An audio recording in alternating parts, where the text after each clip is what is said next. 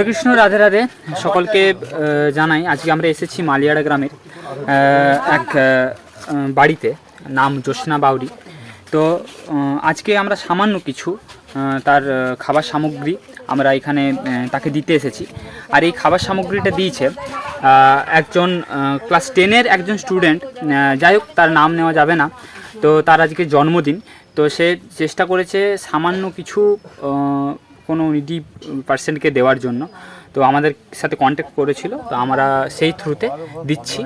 আপনারা ঠাকুর কাছে আশীর্বাদ করুন যেন যে এই উদ্যোগটা নিয়েছে আর কি, যার জন্মদিনের জন্য আজকে তিনি একজনকার পাশে দাঁড়ানোর চেষ্টা করেছে, সে যেন সবসময় ভালো থাকে, ঠাকুর যেন তার আরও মঙ্গল করে।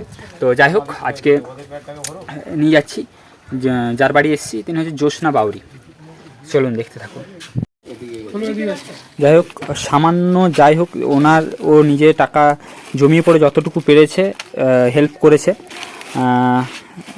আচ্ছা ঠাকুমা, এই যে খাবারটা দিচ্ছে এটা একজনকার জন্মদিন, ঠিক আছে?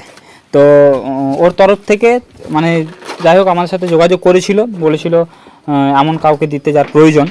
তো যাই হোক তোমার যোগাযোগ করে আমাদেরকে সন্ধ্যা বললো যে এরকম ব্যাপার। তো ও বাচ্চা ছেলে ক্লাস 10-এ পড়ে, তো ওর জন্মদিন ও নিজের যতটুকু ইয়ে করে ভেবেছে যে কাউকে কিছু দেওয়া যায়, তো ততটুকু পেরেছে, ঠিক আছে? সামান্য কিছু আছে, ঠিক আছে?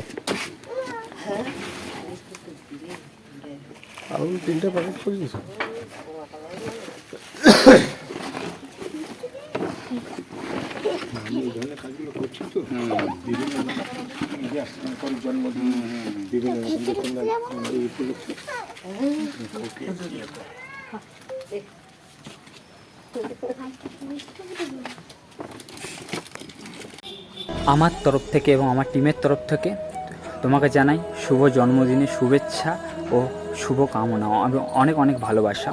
এগিয়ে যাও এভাবেই, কারণ এই সময়ে বন্ধুদের সাথে পার্টি করার জায়গায় এই সময় এই জেনারেশনে মানুষ পার্টি করে, এই জন্মদিনে বন্ধুদের সাথে আনন্দ করে বা এদিক ওদিক ঘুরতে যায়, কিন্তু তার পাশাপাশিও যে একজন এই মানসিকতার সৃষ্টি হয়েছে আর কি, যে মানুষের পাশে দাঁড়াবো, মানুষকে কিছু সামান্য পরিমাণের হেল্প করব।